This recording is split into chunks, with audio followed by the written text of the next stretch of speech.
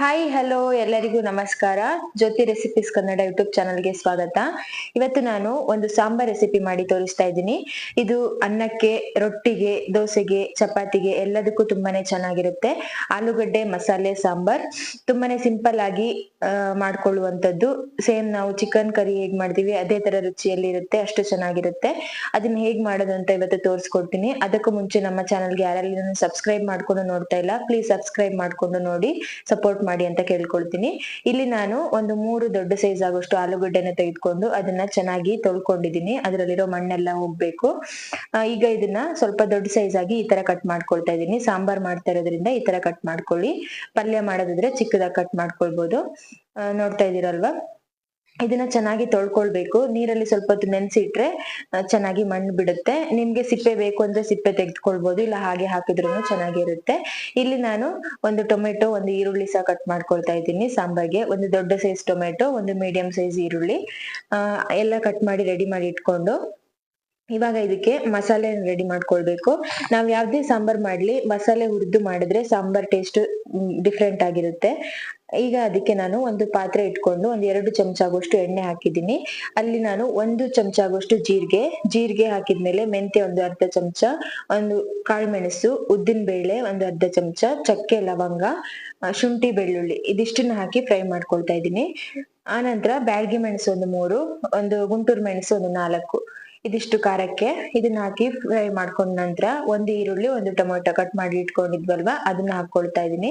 ಅದು ಈರುಳ್ಳಿ tomato soft ಆದ್ಮೇಲೆ ಸ್ವಲ್ಪ ಒಂದು ಹಿಡಿ ಆಗುವಷ್ಟು ಕೊತ್ತಂಬರಿ ಸೊಪ್ಪು, ಅದನ್ನು ಚೆನ್ನಾಗಿ ಫ್ರೈ ಮಾಡ್ಕೊಳ್ಳಿ. ಆ ನಂತರ ಒಂದು ಕಪ್ಪಾಗುವಷ್ಟು ಕಾಯಿ ತುರಿ ಹಾಕೊಂಡಿದೀನಿ. ಇದನ್ನೆಲ್ಲ ಚೆನ್ನಾಗಿ ಫ್ರೈ ಮಾಡ್ಕೊಂಡು ತಣ್ಣಗಾದ್ಮೇಲೆ ಮಿಕ್ಸಿ ಜಾರಿಗೆ ಹಾಕೊಳ್ಬೇಕು. ನಾವಿಲ್ಲಿ ಜೀರಿಗೆ ಜಾಸ್ತಿ ಹಾಕೊಳ್ಳಿ ಸ್ವಲ್ಪ, ಯಾಕಂದ್ರೆ ಆಲೂಗಡ್ಡೆ ಸ್ವಲ್ಪ ಗ್ಯಾಸ್ಟ್ರಿಕ್ ಆಗೋದ್ರಿಂದ ಜೀರಿಗೆ ಹಾಕಿದ್ರೆ ಅವಾಯ್ಡ್ ಆಗುತ್ತೆ. ಮಸಾಲೆ ಮಾಡ್ತಿರೋದ್ರಿಂದ ಮಸಾಲೆ ಐಟಮ್ ಎಲ್ಲ ಹಾಕೊಳ್ಳಿ. ಹುಳಿ, ಹುಣಸೆ ಹುಳಿ, ಸಾಂಬಾರ್ ಪುಡಿ ಆತರ ಏನು ಬೇಡ. ನೋಡಿ ಎಲ್ಲ ಗ್ರೈಂಡ್ ಮಾಡ್ಕೊಂಡಿದೀನಿ. ಆತರ ಜಾಸ್ತಿ ತೆಳ್ಳಗೆ ಗ್ರೈಂಡ್ ಮಾಡ್ಕೊಳ್ಳೋದು ಬೇಡ. ಈಗ ಒಂದು ಬಾಣ್ಲಿಗೆ 2 ಚಮಚ ಎಣ್ಣೆ ಹಾಕಿ ಸ್ವಲ್ಪ ಸಾಸಿವೆ, ಒಂದು ಅರ್ಧ ಈರುಳ್ಳಿ, ಒಂದು ಈರುಳ್ಳಿಯಲ್ಲಿ ಅರ್ಧ ಸಾಂಬಾರ್ಗೆ ಹಾಕಿದೀನಿ, ಅರ್ಧ ಇದ್ರಲ್ಲಿ ಫ್ರೈ ಮಾಡ್ಕೊಳ್ಳೋದಕ್ಕೆ ಹಾಕಿದೀನಿ. ಈರುಳ್ಳಿ ಸಾಫ್ಟ್ ಆದ್ಮೇಲೆ ಆಲೂಗಡ್ಡೆನ ಹಾಕೊಳ್ತಾ ಇದೀನಿ. ನಾವು ಕಟ್ ಮಾಡಿ ನೀರಲ್ಲಿ ಹಾಕಿಟ್ಟಿದ್ವಲ್ವಾ ಆ ಆಲೂಗಡ್ಡೆನ ಹಾಕಿ ಅದನ್ನ ಸ್ವಲ್ಪ ಹೊತ್ತು ಎಣ್ಣೆಯಲ್ಲಿ ಫ್ರೈ ಮಾಡ್ಕೊಳ್ಬೇಕು. ಇದಕ್ಕೆ ಒಂದು 1/4 ಚಮಚ ಅರಿಶಿನ ಪುಡಿ, ರುಚಿಗೆ ಒಂದು ಅರ್ಧ ಚಮಚ ಉಪ್ಪು ಹಾಕೊಳ್ತಾ ಇದೀನಿ. ಹಾಕೊಂಡು ಸ್ವಲ್ಪ ಹೊತ್ತು ಇದನ್ನ ಮಿಕ್ಸ್ ಮಾಡ್ಬಿಟ್ಟು ಮುಚ್ಚಿ ಇಟ್ಟು ಒಂದು 2 ನಿಮಿಷಗಳ ಕಾಲ ಇದನ್ನ ಎಣ್ಣೆಯಲ್ಲಿ ಹಾಗೆ ನೀರ್ ಹಾಕ್ದೇನೆ ಈ ತರ ಫ್ರೈ ಮಾಡ್ಕೊಳ್ಳಿ. ಅವಾಗ ಟೇಸ್ಟ್ ಚೆನ್ನಾಗಿ ಬರುತ್ತೆ. ಈಗ ಗ್ರೈಂಡ್ ಮಾಡಿ ಇಟ್ಕೊಂಡಿರುವಂತ ಮಸಾಲೆನ ಹಾಕೊಳ್ತಾ ಇದೀನಿ. ಆನಂತರ ಅದಕ್ಕೆ ನೀರು ಹಾಕೊಳ್ತಾ ಇದೀನಿ. ಅದೇ ಮಿಕ್ಸಿ ಜಾರ್ಗೆ ಸ್ವಲ್ಪ ನೀರ್ ಹಾಕೊಂಡು, ನೀರು ನಿಮ್ಗೆ ಸಾರು ಯಾವ ಹದದಲ್ಲಿ ಬೇಕು, ಜಾಸ್ತಿ ದಪ್ಪಾಗಿ ಬೇಕು ಅಂದ್ರೆ ಆತರನು ಮಾಡ್ಕೊಳ್ಬಹುದು, ಇಲ್ಲ ತೆಳುವಾಗಿ, ನಿಮ್ಗೆ ಯಾವ ತರ ಬೇಕೋ ಆತರ ನೀರ್ ಆಡ್ ಮಾಡ್ಕೊಳ್ಬಹುದು ನಿಮ್ಗೆ ಕ್ವಾಂಟಿಟಿ ಪ್ರಕಾರ. ನಾನು ಇಲ್ಲಿ ಸ್ವಲ್ಪ ತೆಳುವಾಗಿ ಅನ್ನಕ್ಕೆ ಮಾಡ್ತಿರೋದ್ರಿಂದ ಸ್ವಲ್ಪ ತೆಳುವಾಗಿ ಮಾಡ್ಕೊಳ್ತಾ ಇದ್ದೀನಿ. ನೀವು ಮುದ್ದೆ ಚಪಾತಿಗೆಲ್ಲ ಮಾಡಿದ್ರೆ ಸ್ವಲ್ಪ ಗ್ರೇವಿ ತರ ಮಾಡ್ಕೊಳ್ಬಹುದು ಗಟ್ಟಿಯಾಗಿ.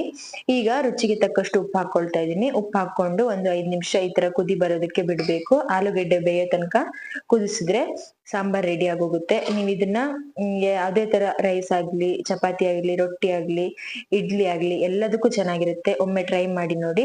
ಇಲ್ಲಿ ನಾನು ಲಾಸ್ಟ್ ಅಲ್ಲಿ ಒಂದು ಅರ್ಧ ಚಮಚ ಧನಿಯಾ ಪುಡಿ, ಒಂದು ಅರ್ಧ ಚಮಚ ಚಿಕನ್ ಮಸಾಲೆ ಪೌಡರ್ ಹಾಕ್ತಾ ಇದೀನಿ. ಮಸಾಲೆ ಸಾಂಬಾರ್ ಆಗಿರೋದ್ರಿಂದ ಚಿಕನ್ ಮಸಾಲೆ ಹಾಕಿದ್ರೆ ತುಂಬಾ ಟೇಸ್ಟ್ ಚೆನ್ನಾಗಿರುತ್ತೆ. ಹಾಕಿ ಮಾಡಿ ಟ್ರೈ ಮಾಡಿ ನೋಡಿ. ಚಿಕನ್ ಮಸಾಲೆ ಹಾಕಿದ್ರೆ ಸಾಂಬಾರ್ ಟೇಸ್ಟ್ ಡಿಫ್ರೆಂಟ್ ಆಗಿರುತ್ತೆ. ಒಮ್ಮೆ ಟ್ರೈ ಮಾಡಿ ನೋಡಿ. ರೆಸಿಪಿ ಇಷ್ಟ ಆದ್ರೆ ಸಬ್ಸ್ಕ್ರೈಬ್ ಮಾಡ್ಕೊಂಡು ನೋಡಿ. Thank you for watching friends.